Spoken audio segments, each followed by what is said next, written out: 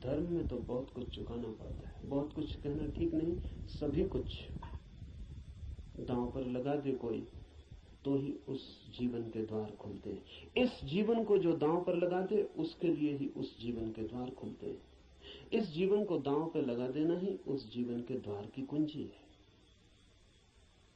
लेकिन ज्ञान बहुत सस्ता है, इसलिए मन सस्ते रास्ते को चुन लेता है, सुगम को। सीख लेते हैं हम बातें, शब्द, सिद्धांत और सोचते हैं जान लिया। अज्ञान बेहतर है ऐसे ज्ञान से। अज्ञानी को कम से कम इतना तो पता है कि मुझे पता नहीं।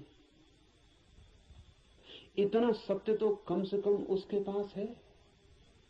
जिन्हें हम ज्ञानी कहते हैं उनसे ज्यादा असत्य आदमी खोजने मुश्किल। उन्हें यह भी पता नहीं है कि उन्हें पता नहीं। सुना हुआ, याद किया हुआ कंठस्थ हो गया, धोखा देता है। ऐसा लगता है मैंने भी जान लिया। मैं आपसे वही कहूंगा जो मैं जानता हूं, क्योंकि उसके कहने का ही कुछ मूल्य है।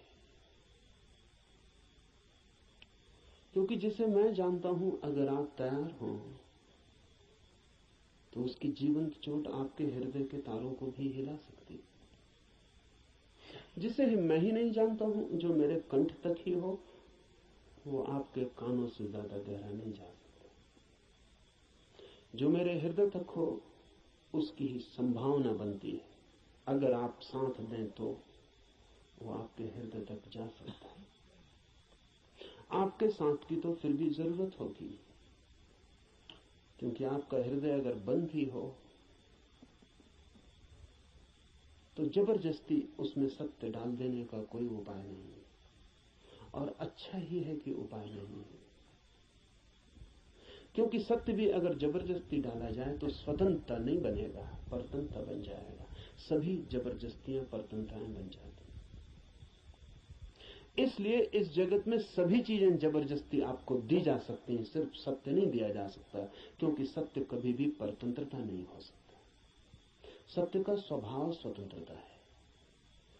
इसलिए एक चीज भर है इस जगत में जो आपको कोई जबरदस्ती नहीं दे सकता, जो आपके ऊपर थोपी नहीं जा सकती, जो आपको पहनाई नहीं जा सकती, उड़ाई नहीं जा सकती। आपका राजी होना अनिवार्य शर्त है। आपका खुला होना, आपका ग्राहक होना, आपका आमंत्रण, आपका अहोभाव से भरा हुआ हृदय। जैसे पृथ्वी वर्षा के पहले पानी के लिए प्यासी होती और दरारें पड़ जाती हैं, इस आशा में पृथ्वी जगह जगह अपने ओंठ खोल देती है कि वर्षा हो। ऐसा जब आपका हृदय होता है तो सत्य प्रवेश कर जाए।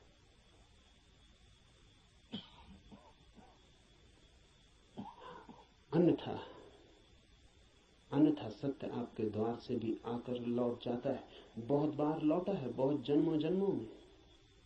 आप कुछ नए नहीं, इस पृथ्वी पर कुछ भी नया नहीं, सभी बहुत पुराने हैं।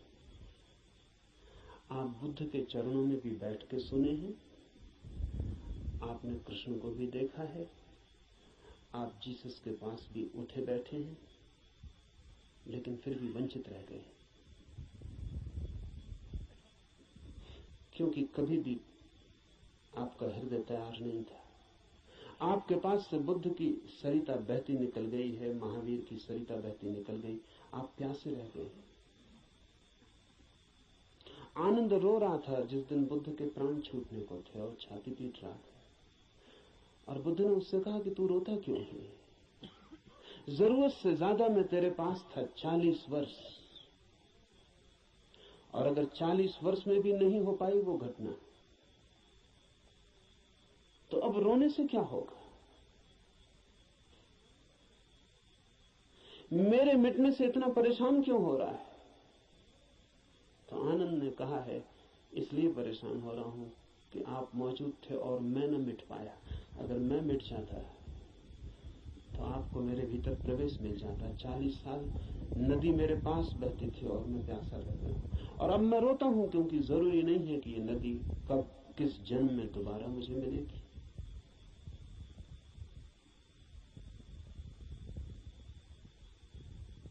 आप कुछ नए नहीं हैं। आपने बुद्धों को दफनाया, महावीरों को दफनाया, जीसस, कृष्ण, क्राइस्ट, सबको आप दफना के जी रहे हैं। उनकी वो हार गए आपसे। आप काफी पुराने,